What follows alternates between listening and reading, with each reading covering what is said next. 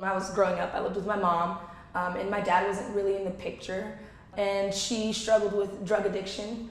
My mom was diagnosed with cervical cancer, and she ended up passing away in August 1st of 2010. I ended up living with my stepdad, and me and my stepdad, we didn't really get along. After my mom had passed, it got into physical fights. Then he got super sexually abusive with me.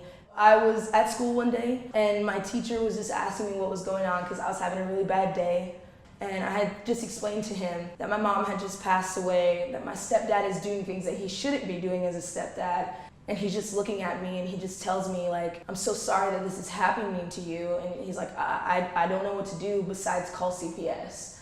The CPS workers ended up taking me back to my house. I could only pack a certain amount of things, and they just told me that they were gonna separate me and my family. I went to group homes and I was in CPS for about 4 years. So I actually reached out to one of my mom's friends.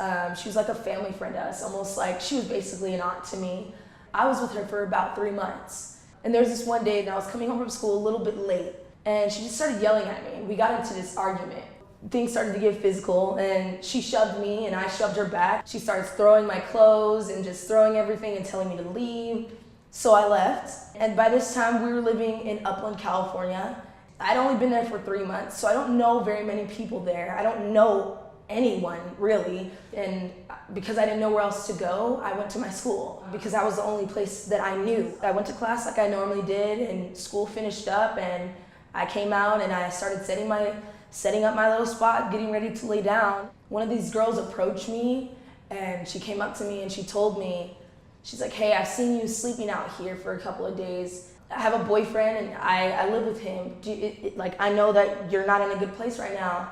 Do you want to come stay with us? We went to her house, we walked to her house, and I met her boyfriend, and her boyfriend was named Joker. And there was about 4 or 5 other girls living in the house with us. And I just thought they were all friends and everybody just kind of lived there, and he was just really cool.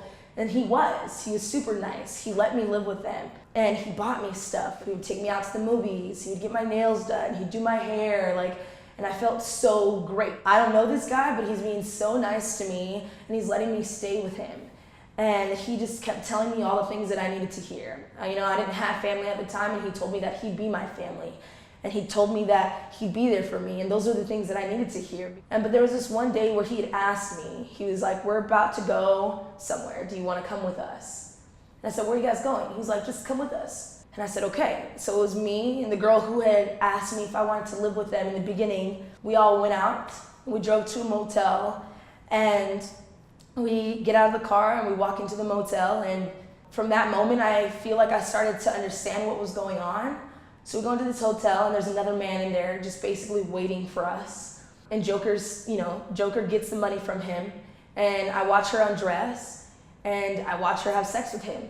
And he had told me, these are what these girls do. And he's like, I'm not asking you to be a part of this. I'm not asking you to lay yourself down with these men, but I am asking you to sit in on all the appointments that we have from now on. From that moment on, I went on every appointment with those girls. And that's when I started getting into drugs really heavy, because no one wants to do that sober. You don't want to watch that. You don't want to watch somebody lay their body down for some random guy sober. And there was one instance that I had where I had walked in with Joker into the house, and he had said that we're going on an appointment, and Joker just dropped us off, and me and my friend walked into the hotel. There was a guy waiting in there for us. And he looks at me and he tells me, he's like, well, I want you. The way we did things, we'd have people call us on yellow pages or, the back pages or whatever. And he gets really upset with me. And he's like, so you're telling me that you're not gonna give me what I want?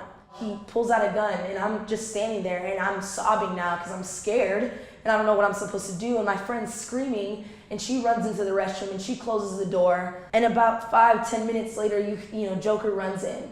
We leave the room.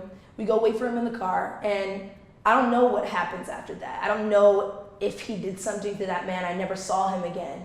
We drive up to our house, and we get out of the car, and we all go in, and Joker's just upset with me, and he's upset with the girl who left me, and he's yelling at her, and he takes her into the kitchen, and he places her hand on the burner, and he just turns it on, and he was like, you never leave any of your girls behind. I had never seen him in this light. I've never seen Joker so angry. And he goes into his room and he slams the door. A few hours go by and Joker hasn't came out of his room. So one of the girls are like, I'll just go check on him.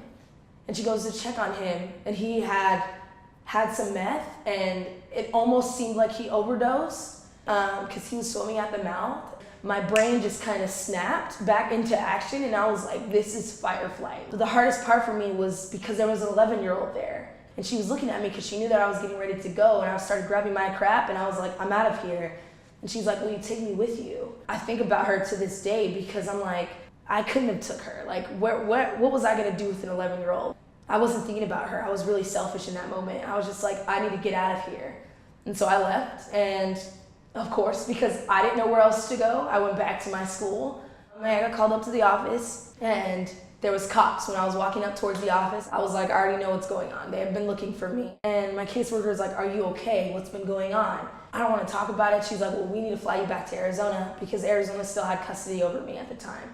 And I had a mentor while I was in CPS, and she ended up introducing me to a family. It was almost unreal because of all the stuff that I had just been through, and the fact that they were there for me, and they said that they wanted to adopt me, these people that I didn't even know. And of course I said yes, because I didn't want to be anywhere else, and I felt so safe with them.